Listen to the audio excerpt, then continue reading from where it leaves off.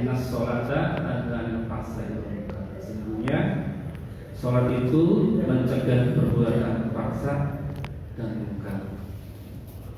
Paksa sepertinya LGBT dan kata-kata jorok, pornografi, nafsu syahwat, itu kategori paksa. Kemudian munkar seperti dusta, merampok, korupsi, mencuri, nah itu kategori munkar. Lah sholat dapat mencegah perbuatan semua itu. Bukankah pencegahan itu lebih baik dari pengobatan? Kalau seseorang yang sudah mengidap penyakit paksa dalam munkar, itu pengobatannya susah. Jadi dengan sholat bisa mencegah perbuatan paksa. Dan kemudian kita bertanya, dari mana banyak orang yang sholat tapi banyak melakukan perbuatan paksa dan munkar? Sholat yang sesuai dengan ketentuan dan aturan. Cek dulu apakah sholatnya sesuai ketentuan dan aturan. Kalau masih, berarti mungkin sholatnya itu belum sesuai dengan ketentuan dan aturan. Kemudian yang kedua, sholat itu bisa menghadirkan ketenangan. Ala dzikrillahi tatma'innul qulub. Ketahuilah bahwa dengan zikir kepada Allah ini menjadi zikir sholawat, tasbih, Allah, istighfar, astagfirullah, doa. Orang-orang yang suka zikir kan ada yang tenang. Kalau yang sudah banyak pikir kita santai dalam beribadah. Itu ada yang tenang.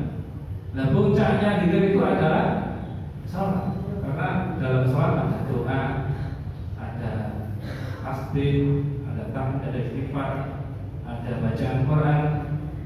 Di puncaknya zikir itu adalah sholat. Wajib sholat dan zikir. Dan kerjakan sholat untuk mengingat itu sholat. Puncaknya. Kemudian yang ketiga, sebagai sarana surhan untuk pengabulan doa. Ini bisa dikisahkan ketika Nabi Zakaria yang sudah tua, sudah rambutnya putih, istrinya juga sudah tua. Terus istilahnya mustahil untuk punya anak. Kalau dalam sekarang ya sudah diponis tidak mungkin punya anak.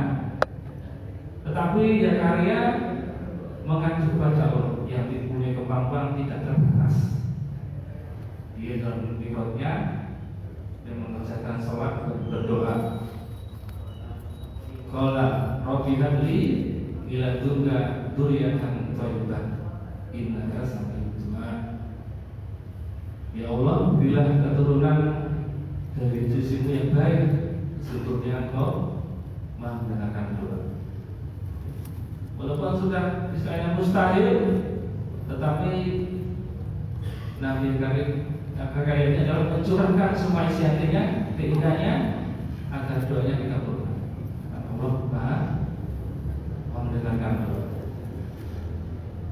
Kemudian setelah itu di dalam surat ayat berikutnya kita terang dalam surat Al-Imran ayat 38 sampai 39. Karena betul malaikat itu beberapa yusolli fil mihrab. Udah malaikat memanggilnya ketika Zakaria mengerjakan sholat di mihrab. Allah juga surga, yaitu Allah mengabarkan akan kelahiran yang namanya Yahya. Musafiqan kalimatillahi wa sayyidai wa rusul, yang menggunakan kalimatnya menjadi panutan, bisa mengendalikan hawa nafsu, dan nabi yang minasolihin, dan menjadi nabi di kalangan orang-orang saleh.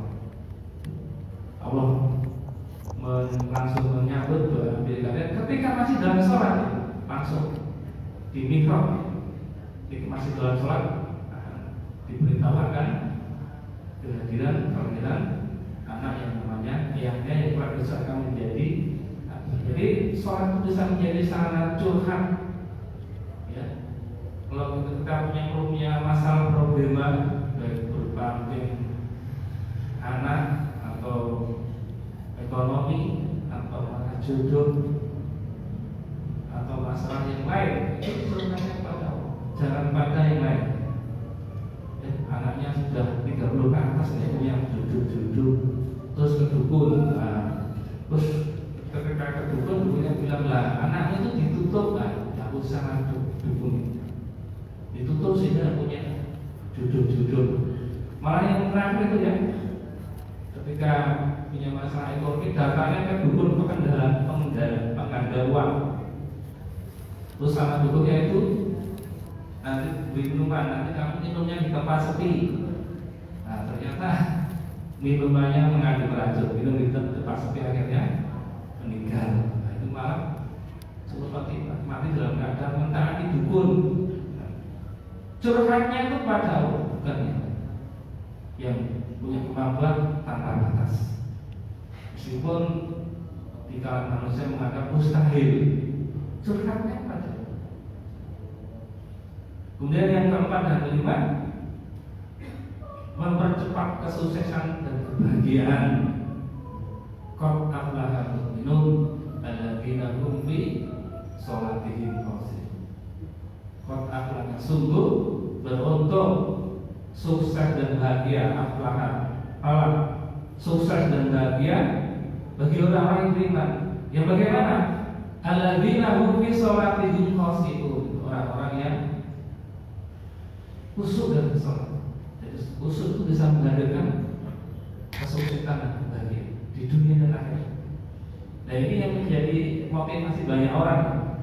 Kalau baru orang beriman disuruh sholat, ya udah sholat. Dan kadang orang punya masih seperti sifat kekanak-kanakan atau berpikir seperti pedagang. Kenapa gagal sholat? Motivasinya ini biar sukses dan bahagia di dunia dan akhirat. Jamaah sunnah yang dimata Allah, ini saja yang saya sampaikan, semoga bermanfaat. Semoga kita tetap istiqomah dan biasa mengerjakan sholat 5 waktu dengan berjamaah.